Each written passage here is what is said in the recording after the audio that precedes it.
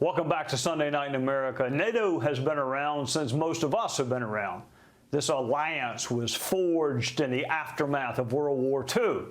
Agreements were made by countries of good conscience to defend one another from what was then called an axis of evil. Three malevolent forces joined together to disrupt the world order. The countries may change over the course of history, but the battle remains. It's good versus evil, freedom versus tyranny, a world led by the United States or a world led by others. Under Article 5 of the treaty, should a member nation be attacked, other members will help. It's been invoked once by us after 9/11, and member nations did what they said they would do. They came to our defense. NATO is larger now. Russia's invasion of Ukraine no doubt played a role in Sweden and Finland deciding to join, but Ukraine is not a member. Ukraine wants to be a member, but is not. Ukraine is, however, a buffer between Russia and other NATO countries, which means Ukraine may well be a buffer between our soldiers fighting Russian soldiers in Eastern Europe. It is true the U.S. is not treaty bound to defend Ukraine, but there is a belief that helping Ukraine defend itself now actually keeps the U.S. out of a broader war. And then, of course, there's the old-fashioned notion that it's just the right thing to do to help a smaller nation defend itself against an unprovoked attack from a bully. Congress recently passed an aid package which included money for Ukraine. Like everything else these days, it was controversial. Ukraine may lose this war even with the help. Ukraine will most assuredly lose the war without it. Did the help come too late? Joining us now is Mircea Geoană, the Deputy Secretary General of NATO. Welcome, sir. Thank you for joining us. Give us your take on the war in Eastern Europe and whether the aid for Ukraine came too late. I was in Washington, D.C. In the Senate when the legislation was passed. And of course, the delay in adopting such important legislation created some impact on the battlefield, but we believe this is not decisive. We believe that with the help of all allies and partners of Ukraine in NATO and outside of NATO, the U.S. support is roughly 50% of the aggregate support coming from other allies in supporting Ukraine.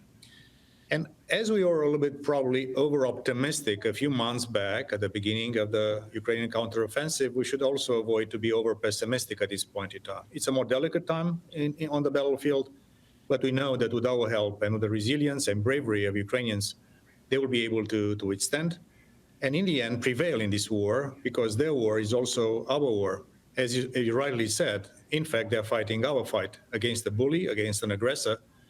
And also, let's not forget that others, like China, are watching how things are developing in Ukraine. And they're actively watching and drawing lessons from what we do or we don't do.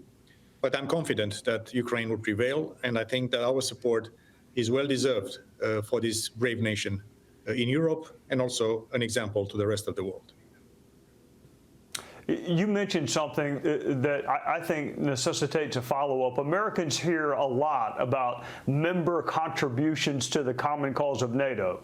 So are other NATO countries stepping up? You mentioned the statistic 50%, but I'll just ask you, are they stepping up for the common defense under NATO? And more specifically with respect to Ukraine, there's this notion that it's the U.S. doing it alone, but when I hear you speak, it's actually exactly as it was intended. Other countries are helping too. Yes, they do. And probably we should do a better job ourselves communicating better to the U.S. Congress, to the American public opinion, to American international media. All nations in NATO do support Ukraine. I give you an example of Iceland. They don't have an army, and they still are putting at the disposal of transportation, airport, and this is something that happens from small and big allies in NATO. Let's not forget there are close to 50 nations, not only the US, not only NATO, other nations are also supporting Ukraine from the Indo-Pacific. The nations that are really believing in democracy and the fight of Ukraine is just. And when we add up not only military support, but there is also a lot of macroeconomic and financial support to Ukraine. That's also money. We also speak about humanitarian assistance for Ukraine. There are lots of refugees, there are lots of people with kids that European nations are taking care of. This is also costing money. So if you put on aggregate, I think that America plays a big role, but is far from being alone. Each of us are doing our part. Each of us do understand that it's a common struggle for freedom, for democracy, and for norms in this very convoluted world we are living in. Before I'll let you go, let's end on a happier note. There's an arms race, but there's also a technology race. What is NATO doing, and how is NATO doing in the competition to attract and retain the best and brightest minds as it relates to technology? Listen, I chair innovation in NATO, and we are just harnessing the immense innovation ecosystem across our great alliance and also our partners. You see the signs behind me. I'm now at Purdue University, one of the leading engineering universities. Yesterday, I was at MIT in Boston. We have 140 different places around the alliance working on innovation for our security and for our freedom. NATO is also the first organization in the world that was putting together, we are now operating a NATO Innovation Fund, the first multinational sovereign venture capital fund. In NATO, 32 nations, now with Sweden, the latest and the newest comer into NATO, we are more than 50% of global GDP in NATO. We are more than 50% of global defense spending in NATO. We are a formidable force. So this is why NATO is so important. 75 years since our founding fathers, God bless their souls, they really had the brilliant idea to create NATO.